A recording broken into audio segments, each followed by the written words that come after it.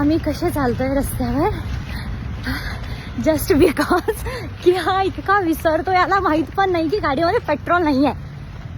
आणि आता आम्ही निघालो मस्त, हो की नाही? हा, की हे पण अनुभव घ्यायचं बहुतेक राहिलं होतं. काय बोलायचं आहे तुला याच्यावरती? हा, हे एक अनुभव राहिला. काय इकडे बघ, स्वतःच्या चुकीची शिक्षा, हो की नाही? हो तेच म्हणते, पण इतका विसरतो ना तू. तुझ्या विसरण्यामुळे ना खूप काही काय होतं बाबा. Finally we are here. हा, आलो आपण. टाईम खूप मोठी आहे यार, कधी होणार?